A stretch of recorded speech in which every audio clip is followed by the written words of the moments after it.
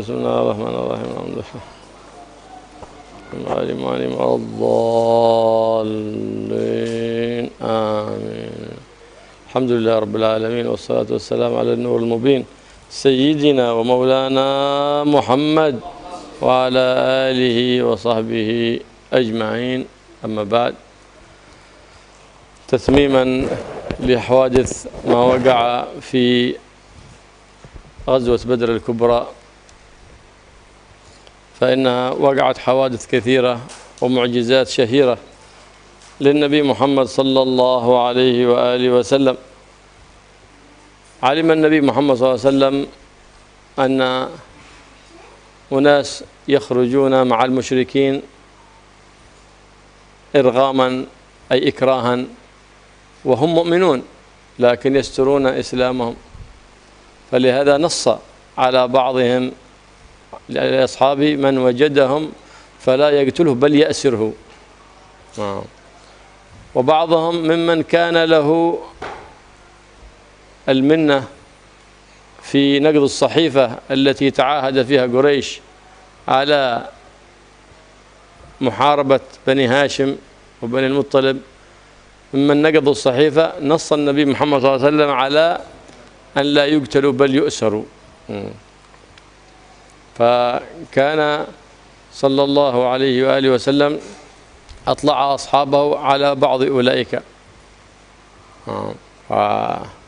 فالتزم أصحاب النبي محمد صلى الله عليه وآله وسلم بما قال لهم.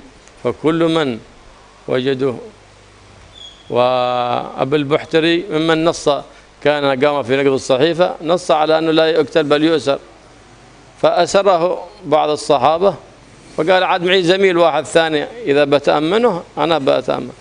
قال لا، النبي صلى الله عليه وسلم نص عليك أنت فقط، ما نص على صاحبك هذا. قال أنا ما أترك صاحبي، فقاتل وقتل. ثم أخبر النبي محمد صلى الله عليه وسلم بأنني أمنته ليأسر، لكن أبى إلا أن يقاتل فقتلته. نعم. كذلك سيدنا عبد الرحمن بن عوف رضي الله تعالى عنه عندما رأى أمية بن خلف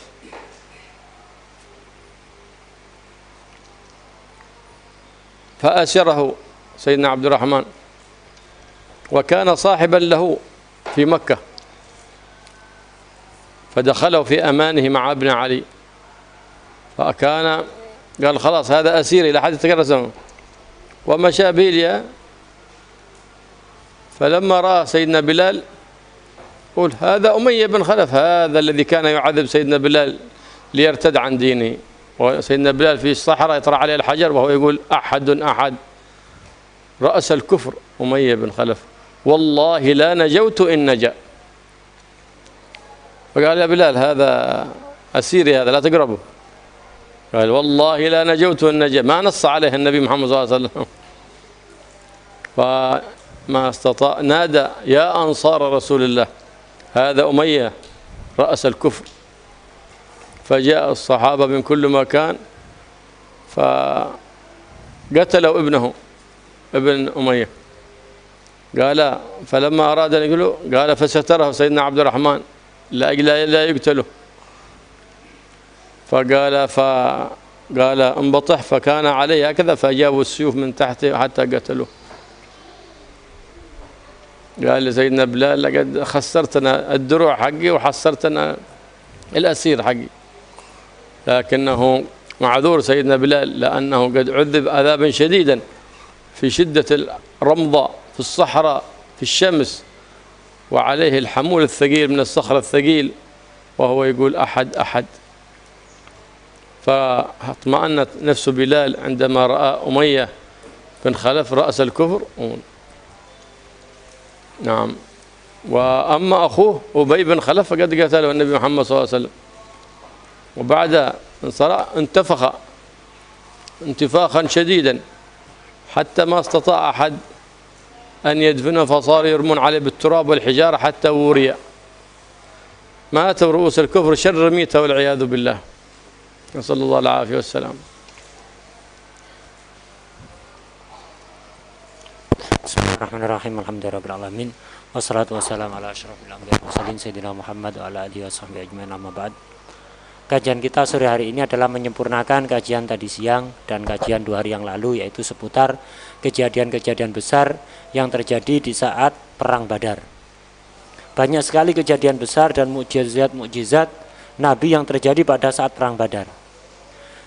Di antaranya adalah Nabi menyebutkan bahwa di antara pasukan orang-orang kafir itu sebenarnya ada beberapa orang mukmin yang menutupi imannya, tidak memberitahu pada siapapun, dan mereka terpaksa ikut rombongan pasukan kafir karena kalau tidak ikut akan disiksa atau dicaci maki.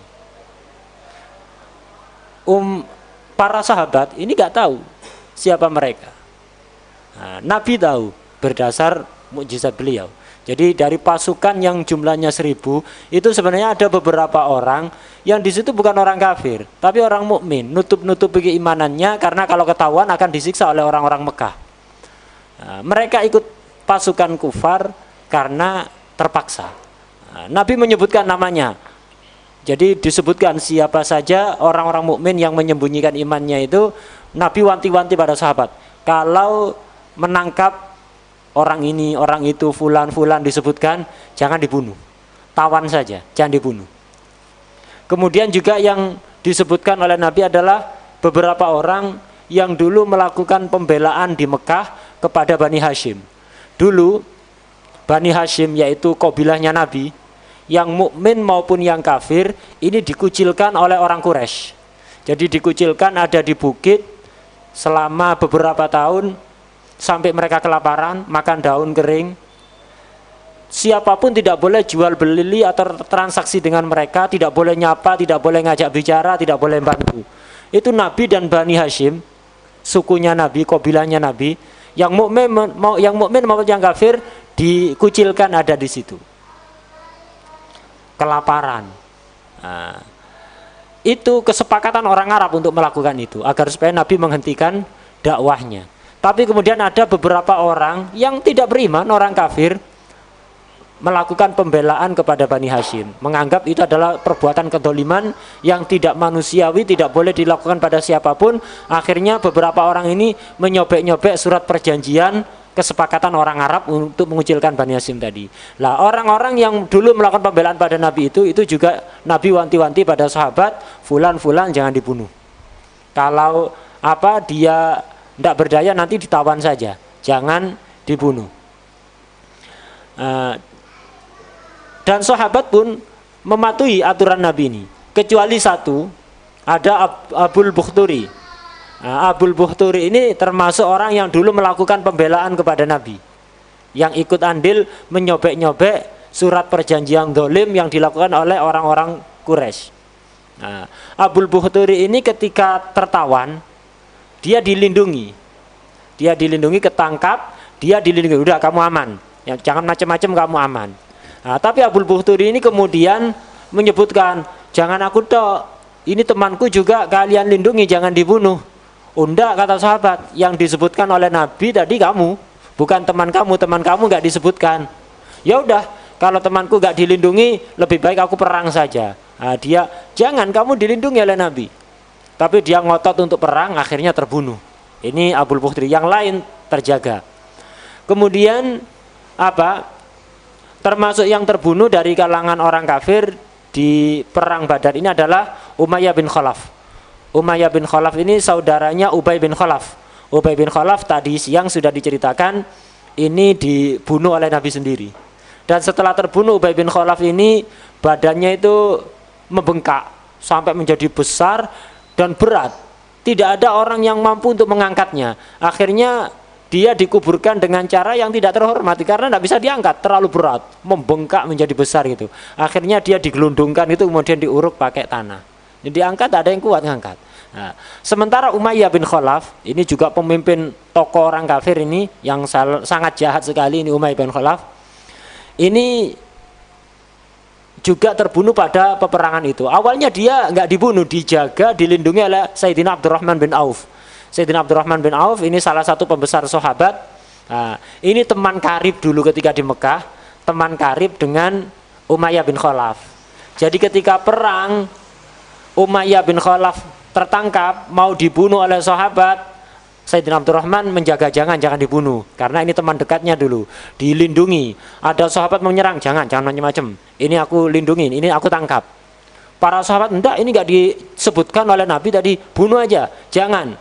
Akhirnya beberapa sahabat tidak mau menyerang karena sungkan atau segan kepada Abdurrahman bin Auf. Tapi kemudian ketemu Sayyidina Bilal. Nah, Sayyidina Bilal ini dulu orang yang sangat disiksa oleh Umayyah bin Khalaf. Ketika di Mekah Sayyidina Bilal ini dipukuli, dicambuki, dijotosi, dilukai sampai kelenger, sampai gak berdaya. Ketika sudah gak berdaya, badannya penuh luka, dia dilempar ke tengah padang pasir yang sangat panas, ditaruh di pasir yang panas di siang-siang ketika terik mentari sedang tinggi-tingginya. Tidak cukup dilemparkan di pasir yang panas dengan luka yang sangat banyak di sekujur tubuhnya, dia kemudian ditindih dengan batu yang sangat besar sampai kelagep-kelagep kata orang Jawa itu, jadi megap-megap, jadi nggak berdaya. Sayyidina Bilal hanya bisa mengucapkan ahad, ahad, ahad, itu aja. Nah, Sayyidina Bilal melihat Umayyah bin Khalaf, ingat dulu penyiksaan yang dilakukan sangat luar biasa ketika di Mekah. Akhirnya Sayyidina Bilal menghampiri mau membunuh Umayyah bin Khalaf. Sayyidina Abdurrahman melarang, jangan kamu bunuh, ini ditangkap. Enggak, Nabi enggak menjaga, enggak menyebutkan orang ini untuk dilindungi tadi kata Sayyidina Bilal. Akhirnya Sayyidina Bilal maksa mau nyerang tapi enggak berdaya. Jadi Sayyidina Bilal enggak mampu menghadapi sendirian. Akhirnya Sayyidina Bilal manggil para sahabat Rasulullah. Wahai sahabat Rasulullah, ini ada Umayyah bin Khalaf, pemimpin orang kafir yang paling jahat ini. Ayo bunuh dia. Wallahi aku tidak akan selamat kalau dia selamat nanti. Akhirnya para sahabat datang menyerang Umayyah bin Khalaf. Sayyidina Abdurrahman bin Auf berusaha melindungi, dipeluk, dilindungi, kemudian tersungkur ke bawah. Si Umayyah dilindungi, ditindih oleh Sayyidina Abdurrahman bin Auf agar supaya tidak dibunuh oleh para sahabat. Tapi ternyata tetap dibunuh. Jadi ditusuk dengan pedang dari bagian bawah. Itu akhirnya sampai meninggal. Naam. Karena Abdurrahman bin Abi Bakr As-Siddiq lam yuslim في وقت غزوة بدر وخرج مع المشركين كافرا وطلب المبارزة فأراد سيدنا أبو بكر الصديق أن يخرج ويبارزه ويقتل ابنه هذا أهل العاق. لكن النبي محمد صلى الله عليه وسلم قال له أمتعنا بنفسك يا أبا بكر. وكان عبد الرحمن هذا من الشجعان من الرماة ما يخطي في الرمي. نعم. لكنه ما اهتدى إلى الإسلام، تأخر إسلامه. ابن عبد الرحمن كان أكبر أولاد سيدنا بكر الصديق، ثم أكرمه الله بالدخول في الإسلام في أثناء الهدنة في الحديبية، صلح الحديبية. كذلك أبو سيدنا بكر الصديق تأخر إسلامه وهو شيب كذا، تأخر إسلامه. مرة ذكر النبي محمد صلى الله عليه وسلم بسوء فلطمه سيدنا أبو بكر، قال فأخبر النبي محمد قال لا تعد لمثلها، لا تعد لمثلها. فقال والله يا رسول الله لو ذكرك بسوء مرة أخرى لو حضرني السيف لقتلته، لأنهم يشق عليهم أحد يسب النبي محمد صلى الله عليه وسلم. الصحابة إيمان هايل، لأن يسب النبي محمد صلى الله عليه وسلم أهدر دمه. فلهذا قال سيدنا بعد ما أسلم سيدنا عبد الرحمن بن أبي بكر قال لوالده لقد استهدفت لي عدة مرات فصدفت عنك فما أردت أن أقتلك يا والدي. قال سيدنا أبو بكر والله لو برزت لي في المعركة لا قتلتك ما بأرحمك. لقوة إيمان ما يبالون في محبتهم لله ورسوله، لا بآباء ولا بأبناء، محبة الله ورسوله. ثم أسلم والد سيدنا أبو بكر الصديق، فقالوا اجتمع في أسرة سيدنا أبو بكر كلهم أسلموا، 4 طبقات، قحافة من أبو قحافة، سيدنا أبو بكر الصديق، وابن عبد الرحمن، ومحمد بن عبد الرحمن، الصحابة 4 كلهم، 4 طبقات من الصحابة. فأسلم أسرة سيدنا أبو بكر ذكورا وإناثا، إلا أن إسلام والده تأخر، وإسلام ولده عبد الرحمن تأخر، لكن كان قبل فتح مكة في أيام صلح الحديبية. نعم، هكذا كان كثير من أبطال غزوة بدر. سيدنا حمزة من الذين فتكوا بالكفار المشركين في غزوة بدر. أمية من اسمه أمية بن خلف، لما أسره عبد الرحمن بن عوف قال من ذاك الذي يعلق ريشة نعامة على صدره هنا؟ أنهم كانوا ملثمينهم. قال ذاك حمزة بن عبد المطلب. قال هذا الذي على صدره ريشة النعامة لقد أرانا الأهاويل في المعركة، يقول القتال شديد. كان من أبطال سبق غزوة بدر سيدنا علي بن أبي طالب كرم الله وجهه، قتل 22 من المشركين على بسيف ذو الفقار. لهذا قيل لا فتى إلا علي ولا سيف إلا ذو الفقار. ذو الفقار سيف أعطاه إياه النبي محمد صلى الله عليه وآله وسلم.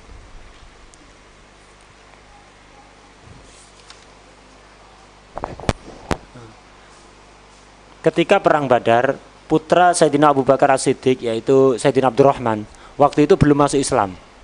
Abdurrahman waktu itu belum masuk Islam, masuk di barisan tentara kafir.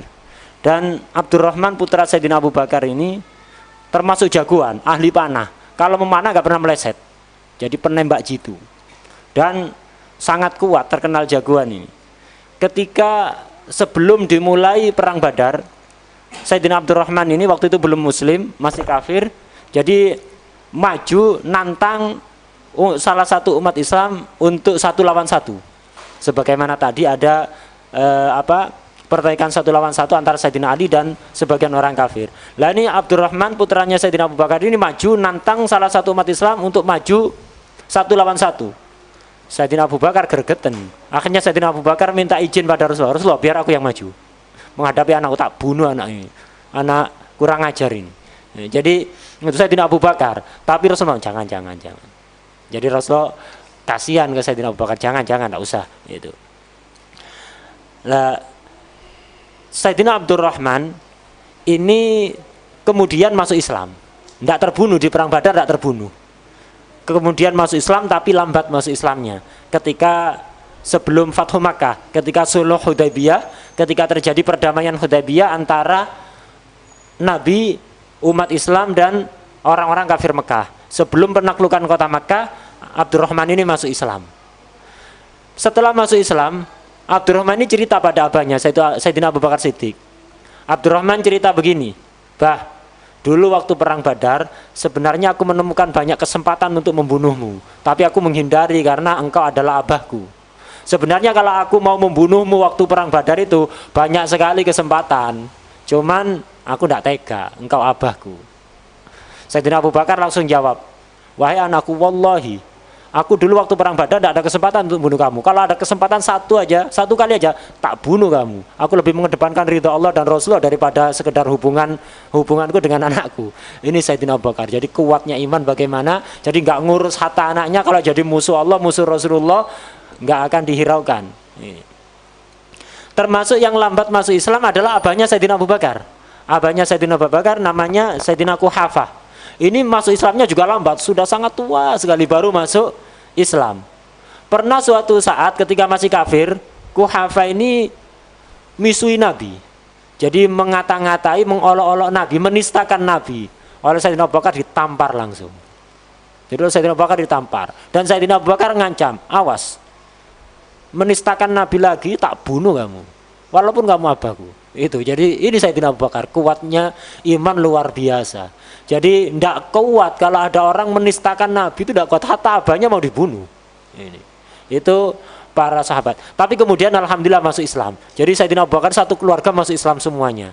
Dan ada 4 generasi semuanya sahabat. Sayyidina Quhafah, abahnya Sayyidina Abu Bakar, sahabat. Sayyidina Abu Bakar sahabat, putranya Sayyidina Abdurrahman sahabat, cucunya Muhammad bin Abdurrahman juga sahabat. Jadi 4 generasi semuanya sahabat, luar biasa. Satu keluarga semuanya sahabat. Di antara pahlawan di dalam perang Badar yang paling menonjol yaitu adalah Sayyidina Hamzah dan Sayyidina Ali bin Abi Thalib. Sayyidina Hamzah ini luar biasa. Waktu itu ketika perang Sayyidina Hamzah ini bertopeng, jadi wajahnya ditutupi, cuman pakai tanda ada bulu burung gitu, bulu burung onta yang diletakkan ada di pakaiannya.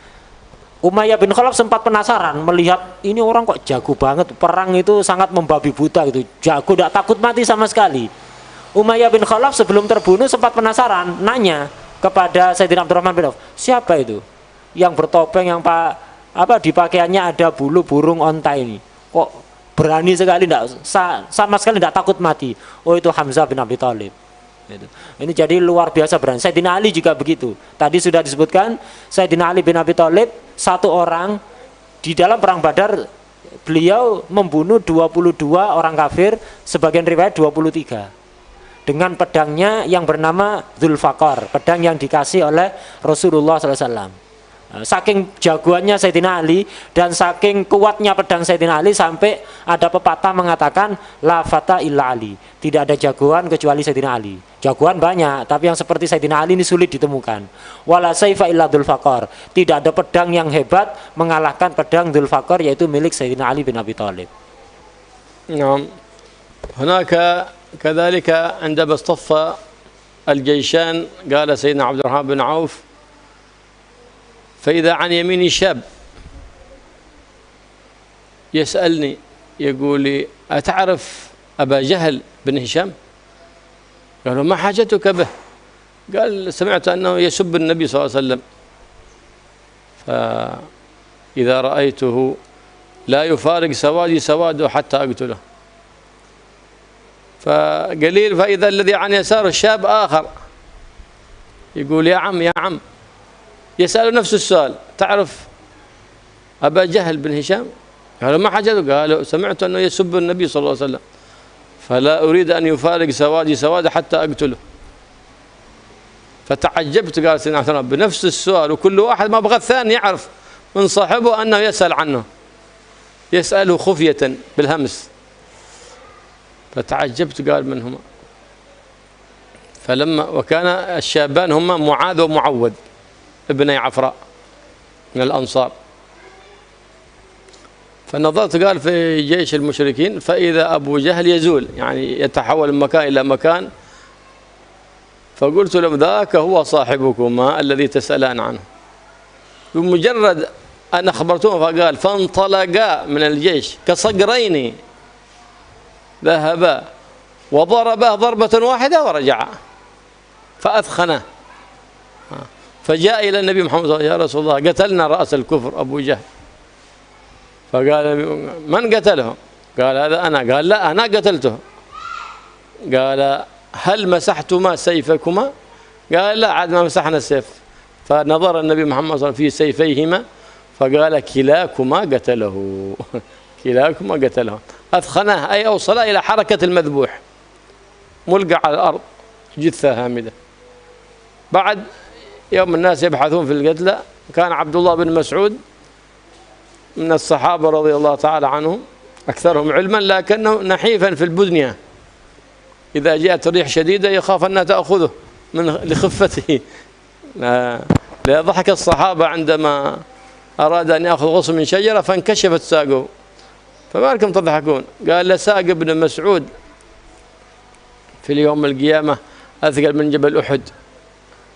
ساق مؤمن صحابي من علماء الصحابة.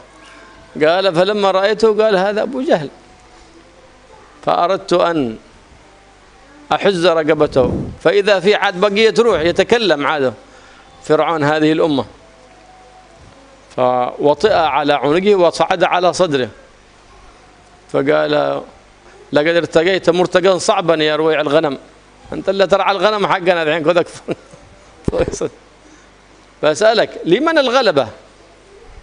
قالوا: لله ولرسوله. بسألك من أولئك الرجال الطوال حسان الوجوه الذين نخضع لهم فيأسرون ويقتلون؟ قال: أولئك الملائكة أرسلهم الله لنصرة حبيب محمد صلى الله عليه وسلم. شوف، علم بهذا كله وعلم بالنصر وعلم بالملائكة، مع هذا بقي مصرا على كفره. فأخذ سيفه سيدنا عبد الله بن مسعود أراد أن يحز رقبته، كانت رقبته كبيرة، فما استطاع بسيفه، قال لا اترك سيفك هذا، خذ سيفي هذا أحد من سيفك، واقطع وكبر العنق حتى يرى محمدا رأسا مهابا كبيرا، وأخبره وأقول له إني لا زلت عدوك ولن أترك عداوتك أبدا. فقطعه حتى الحمل ما قدر يحمله سيدنا عبد الله بن مسعود، فصار يجره حتى جاء به إلى النبي محمد يجر الرأس، فأخبره بما قال قبل أن يقطع رأسه. قال الحمد لله الذي جعل فرعون أشد من فرعون موسى. فإن فرعون موسى لما أدركه الغرق قال آمنت بالذي آمنت ببنو إسرائيل، وهذا بعد أن عرف أن الملائكة نزلت من السماء وأن النصر لله ورسوله، عاد ولا زال معاندا ومعاديا للنبي محمد صلى الله عليه وسلم. ففرح المسلمون بإهلاك رأس الكفر، لأنه كان أشد الناس عداوة وأشد الناس إيذاء للنبي محمد صلى الله عليه وسلم في مكة هو هذا أبو جهل. أبو جهل الجاهل هذا ما لقي أذى من أحد كما لقي منه، إما من فعله وإما إغراء منه، لكنه مات خس ميته وقتل الشر قتله والعياذ بالله.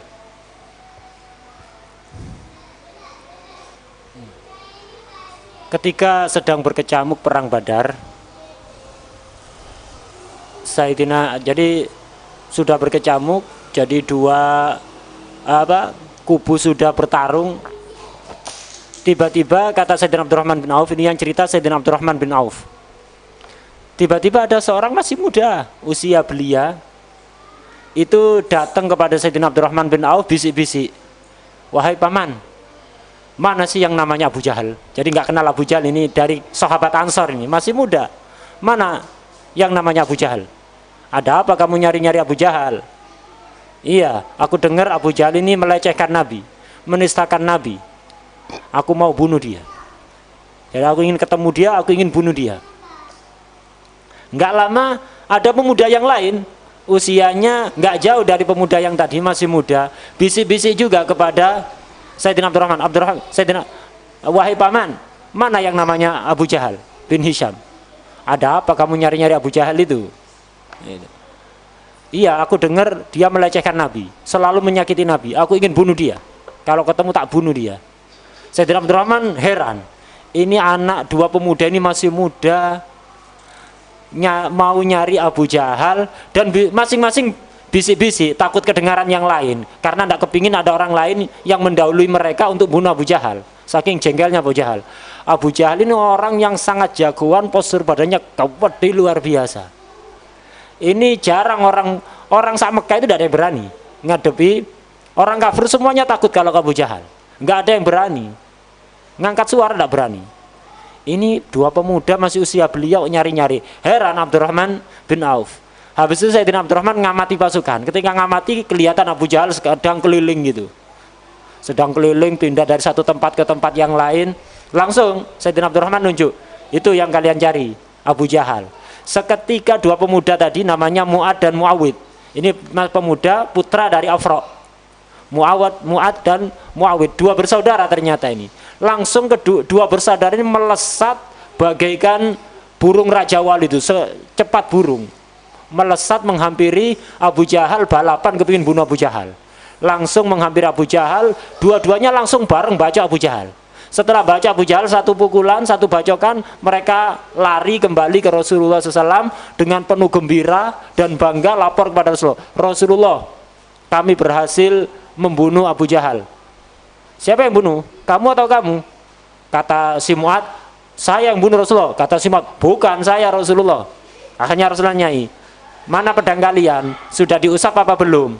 Belum Rasulullah. Ini ternyata kedua pedangnya sama-sama masih mengucur darah darinya. Oh, berarti kalian berdua yang bunuh. Dan gara-gara bacokan dua pemuda tadi itu, si Abu Jahal tersungkur, sudah gak berdaya. Tersungkur gak berdaya. Ketika sudah tersungkur gak berdaya dan perang sudah usai, orang-orang kafir Mekah mundur, Abu Jahal ini ternyata masih hidup, cuman gak berdaya saja. Jadi dia tersungkur ada di tanah, tidak berdaya, belum mati. Ada salah satu sahabat namanya Sayyidina Abdullah bin Mas'ud. Sayyidina Abdullah bin Mas'ud ini salah satu sahabat kalau ilmunya sulit dicari tandingannya. Ilmunya luas luar biasa, tapi badannya kecil luar biasa. Jadi sangat kurus dan disebutkan kalau beliau itu pentet, jadi pendek. Itu pendek sekali postur tubuhnya dan sangat kurus. Bahkan kata beliau tadi, Sayyidina Ibnu Mas'ud ini, kalau ada angin kenceng bahaya, ini bisa mumbul. Itu. Itu. Jadi kecil tubuhnya itu kecil, terus ngelihat Abu Jahal tidak berdaya dilihat, Abu Jahal ini. Akhirnya beliau menaiki badannya Abu Jahal yang roboh itu, dinaiki lehernya dan dadanya itu, ingin bunuh karena masih belum mati. Ternyata Abu Jahal masih bisa ngomong. Ada apa kamu? Pengembala kambing. Kamu berani-berani naik ke tempat naik yang susah untuk dinaiki. Biasa angon kambing kok sekarang berani begini kamu. Ada apa kamu? Akhirnya Sayyidina Ibnu Mas'ud ini ngambil pedangnya mau bunuh Abu Jahal, mau motong lehernya Abu Jahal karena masih hidup. Dibunuh, diiris, nggak mempan. Kata Abu Jahal, apa pedang kamu, buang. Nggak bakalan bisa mutus leherku. Pedang apa ini kayak orangnya? Itu jadi nggak bisa. Itu akhirnya Abu Jahal, dulu pedangku lebih tajam. Kalau ingin motong leherku, pakai pedangku. Dan ingat ya, kalau mau motong leherku, potong dari bagian bawah sini. Jangan terlalu ke atas. Potong dari bagian bawah. Nah, nanti setelah terpotong, bawa ke Muhammad biar takut dia melihat wajah jagoan yang sangat pemberani, kepalanya gede. Nah, ini Abu Jahal. Sebelum mati dia nanya, yang menang siapa di dalam pertempuran ini? Abu Jahal tidak mampu melihat situasi sudah roboh. Siapa yang menang? Sayyidina Ibnu Mas'ud jawab, Allah dan Rasulnya yang menang. Kemudian Abu Jahal kembali bertanya, aku tadi melihat beberapa laki-laki banyak sekali, tinggi-tinggi, putih-putih kulitnya, kemudian berwajah tampan. Siapa mereka itu? Itu malaikat Allah. Itu malaikat yang dikirimkan oleh Allah menjelma sebagai manusia. Itu. Udah tahu yang menang Rasulullah dan Rasulullah dibantu malaikat. Artinya tahu kalau Rasulullah sudah benar. Abu Jahal bukannya malah beriman. Udah, sekarang potong leherku. Tapi yang gede, lehernya dari bawah, biar gede nanti bawa ke Muhammad. Itu. Bawa ke Muhammad biar dia takut melihat wajahku. Nah. Kemudian sampaikan pada Muhammad nanti, kalau sudah sampai kepalaku, bahwa Abu Jahal ngomong, sebelum mati aku tetap musuhmu dan sampai kapanpun aku akan tetap jadi musuhmu. Dan akhirnya itu dilakukan. Setelah dipotong, Sayyidina Ibnu Mas'ud mau bawa kepala Abu Jahal, tidak kuat, saking gedenya kepala, postur tubuhnya gawat dia Abu Jahal. Sayyidina Ibnu Mas'ud kecil, jadi ngangkat kepala tidak kuat, akhirnya diseret, kepala itu diseret sampai ke hadapan Rasulullah, disampaikan omongan Abu Jahal sebelum mati. Rasulullah langsung berkomentar, Alhamdulillah alladzi ja'ala fir'auni asyaddu min fir'auni Musa. Segala puji bagi Allah yang menjadikan Fir'aun musuhku itu lebih jahat, lebih kejam daripada Fir'aun musuhnya Nabi Musa. Jadi Abu Jahal ini Fir'aunnya umat Nabi Muhammad. Ini lebih jahat, lebih kejam daripada Fir'aun musuhnya Nabi Musa. Kok bisa demikian? Iya, Fir'aun musuhnya Nabi Musa itu ketika asalnya memang gitu, jahat sekali, selalu mengganggu Nabi Musa, menghalangi dakwahnya Nabi Musa.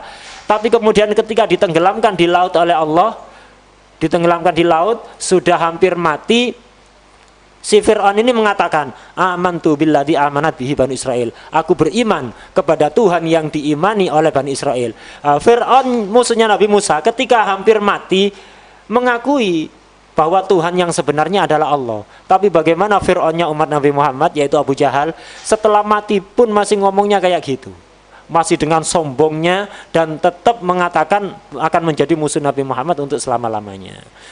Umat Islam pun kemudian bergembira atas kematian Abu Jahal ini. Kenapa? Dulu Abu Jahal ini yang paling memusuhi Nabi dan paling menyakiti Nabi. Dia menyakiti dengan perbuatannya sendiri atau ngompor-ngompori orang, jadi provokator, ngompor-ngompori orang untuk menyakiti Nabi. واستمرت المعركة في يوم الجمعة إلى آخرها حتى وقع النصر والظفر. لم يقتل من المسلمين إلا 14، 8 من الأنصار و6 من المهاجرين. أما من المشركين فقد قتل منهم 70 وأسر منهم 70. نعم. ودفن أصحابه النبي محمد صلى الله عليه وسلم في بدر، ودفن المشركون في قليب بدر. بعد 3 أيام من دفن في القليب خرج النبي محمد صلى الله عليه وسلم على راحلته ينادي: يا فلان يا فلان، من صناديد ورؤساء الكفر 24 من 70 يناديهم النبي محمد صلى الله عليه وسلم بأسمائهم: يا فلان يا فلان يا فلان، هل لقيتم ما وعد ربكم حقا؟ فإنا وجدنا ما وعدنا ربنا حقا. سمعوا سيدنا عمر: يا رسول الله تنادي من؟ جثث هامدة؟ قال: والله ما أنتم بأسمع منهم، لكن لا يستطيعون الرد، لكنهم لا يستطيعون الرد. نعم. قال عبد الله بن عمر: يحكى أن عبد الله بن عمر مر على بدر فخرج له رجل من حفرة فيه سلسلة يقول: اسقيني يا عبد الله. فإذا أريد أن أسقيه فإذا هناك شخص يتبع يقول: لا تسقيه، فيضربه ويرجعه. فجاء إلى النبي محمد وأخبره في بعض الروايات، فقال: أو قد رأيته؟ قال: نعم، ذاك عدو الله أبو جهل، هكذا يعذب إلى يوم القيامة عذابا سرمديا مؤبدا والعياذ بالله.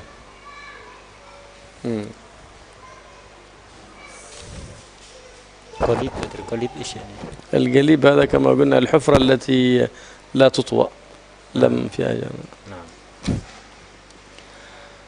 Peperangan Badar ini berlangsung sampai hari Jumat, dan kemudian kemenangan didapatkan oleh umat Islam.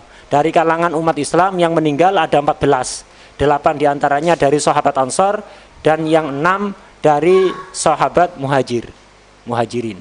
14 totalnya. Dari kaum musyrikin yang terbunuh ada 70 dan yang tertawan juga ada 70. Setelah perang usai, Nabi memakamkan para sahabat yang gugur di perang Badar yang jumlahnya ada 14 tadi, ya di kampung Badar situ. Jadi dimakamkan ada di situ, tidak dibawa kembali ke Madinah. Sementara orang-orang musyrik itu dikubur ada di lubang yang ada di sebelah kampung Badar. Jadi ada lubang besar gitu, tidak tertutup, mereka dibuang ke situ. Jadi jasad-jasadnya orang kafir itu, bangkai-bangkai orang kafir dibuang ke lubang tadi. Sementara yang muslim dikubur secara wajar ada di kampung Badar. Setelah beberapa hari perang Badar usai dan orang-orang muslim sudah dikubur yang meninggal, begitu juga yang kafir sudah dikubur, Nabi mendatangi tempat pekuburan orang-orang musyrik tadi itu, ada di Badar. Nabi memanggil-manggil, disebutkan namanya, wahai fulan, wahai Abu Jahal misalnya, wahai siapa, disebutkan, panggil satu-satu. Apakah kalian sudah mendapatkan janji Tuhan kalian? Kalau aku alhamdulillah sudah mendapatkan janji dari Tuhanku yang akan memberikan kemenangan. Apakah kalian juga mendapatkan janji-janji Tuhan kalian?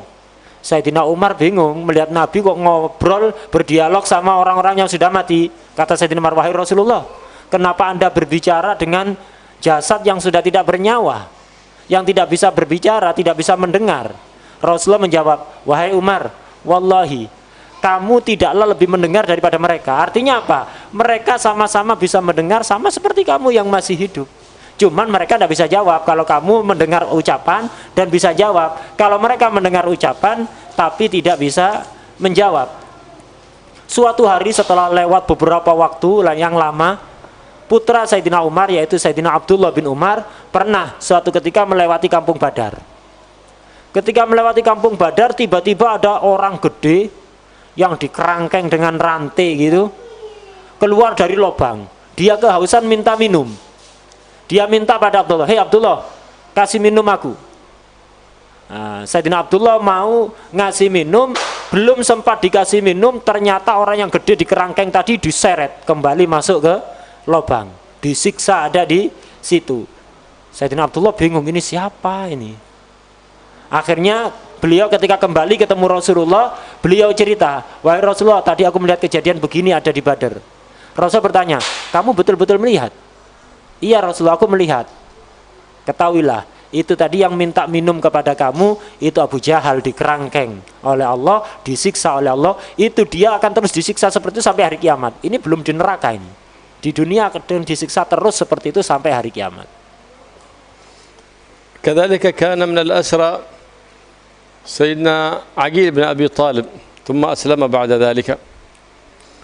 وكان من الأسرى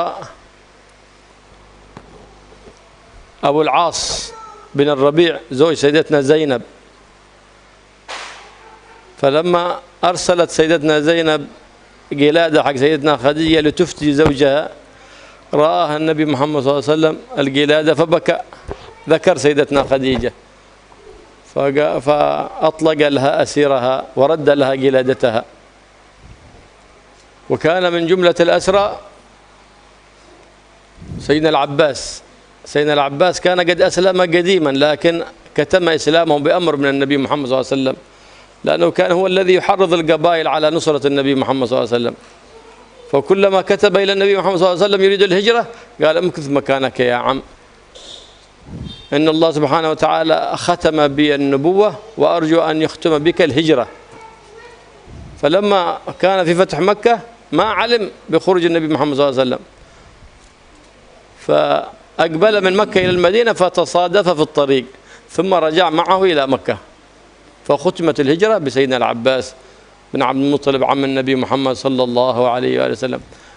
أسره جابه واحد ذميم أبو اليسر قالوا قصير، وسيدنا العباس كان طويل حتى إذا كان في الطواف يرى من فوق، إذا ركب الخيل تخلى رجله تصل الأرض ويقبل المرأة وهي على رأس الجمل لطوله. فلما كيف هذا يأسرك القصير هذا، لو شئت أن تطرحه في يفك كذا. قال لا، ما هو هذا اللي أسرنا، هذا رجل جميل أجلح طويل هو الذي أسرني. جاء هذا أبو يقول لا أنا اللي أسرته. قال اسكت يا النبي صلى الله عليه وسلم، قال اسكت لقد أيدك الله بملك كريم. ثم قال يلا يا عباس افدي نفسك الآن، عندك ابن أخوك عقيل وابن أخوك نوفل بن الحارث افدهم. ففدى سيدنا العباس بعد ما دفع كل واحد 40 وقية. قال لقد تركتنا فقير يا محمد. لا يفعل ذلك في الظاهر لأجل أن لا يعرف المسلمون المشركون بإسلامه. فقال كيف تركتك فقير يا عم؟ أين المال الذي عندما خرجت قلت لأم الفضل هذا المال دفناه تحت الأرض، لقد إن أصابني شيء فأنت غنية إلى أن تموتي، أين المال اللي دفنته؟ قال أشهد أنك رسول الله، أشهد أن لا إله إلا الله وأنك رسول الله، والله ما اطلع على هذا المال غيري وغير أم الفضل. أين المال الذي دفنته تحت الأرض؟ قلت له إذا أصبت فأنت تبقي غنية إلى أن تموتي، ما بتحتاجي له أبدا. قال والله ما اطلع على هذا الخبر أحد إلا أم الفضل وأنا. فنطق بالشهادتين لكنه سترها ورجع ذلك، لأن كان في مكث هناك مصلحة للنبي محمد صلى الله عليه وسلم، فكان يخبره بما يحصل في مكة وما كانوا يرتبون له من أذية ونحو ذلك ليأخذ حذره النبي محمد صلى الله عليه وسلم منهم.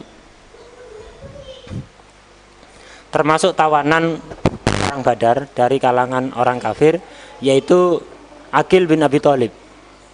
Jadi sepupunya Nabi. Aqil bin Abi Thalib waktu itu belum masuk Islam. Termasuk yang tertawan di perang Badar. Tapi kemudian beliau masuk Islam. Sayyidina Aqil bin Abi Thalib. Termasuk juga yang tertawan waktu itu dari kalangan orang kafir yaitu Abul As. Ini menantunya Nabi.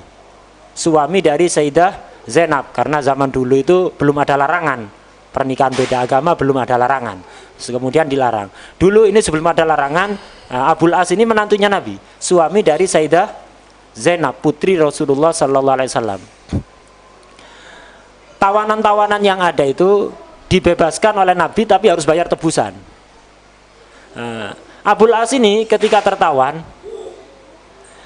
istri beliau yaitu Sayyidah Zainab, putri Nabi, berusaha menebus suaminya. Apa yang dikirim untuk nebus Sayyidah Zainab ini? Nebus Abul As, suaminya membayar kalung milik beliau Sayyidah Zainab, tinggalan dari ibunya yaitu Sayyidah Khadijah radhiyallahu anha.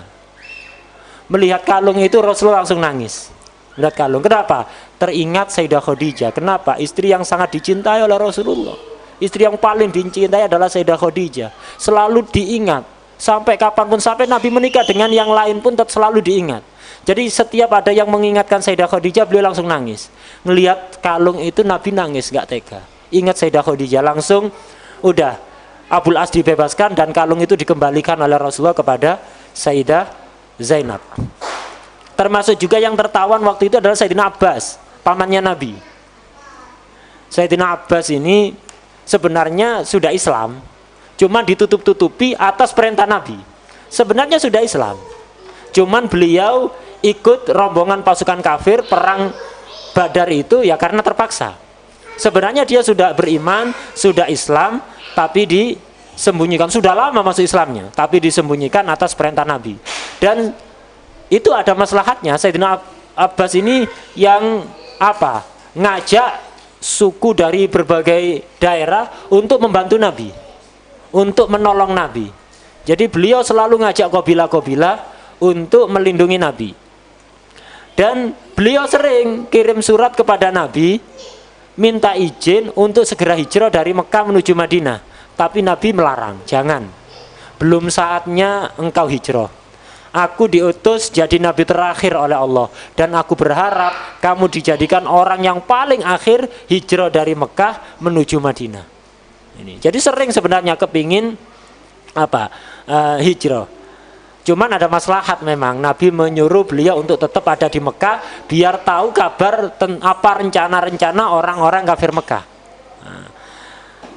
Sayyidina Abbas ini ditawan. Sayyidina Abbas ini postur tubuhnya gede, orang yang sangat kuat ini.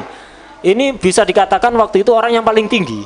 Kalau tawaf ada di sekitar Ka'bah itu orang banyak, yang kelihatan ya Sayyidina Abbas karena sangat tinggi luar biasa. Beliau ini kalau naik kuda, jadi naik kuda kakinya itu nyampe ke tanah. Itu saking tingginya orang. Jadi kalau naik kuda kakinya nyampe ke tanah. Itu saking tingginya orang. Kalau ada perempuan naik onta tinggi sekali. Naik onta, Sayyidina Abbas nyium tidak usah manci apa-apa. Jadi saking tingginya orang, kuat. Cuman ada kejadian aneh waktu itu.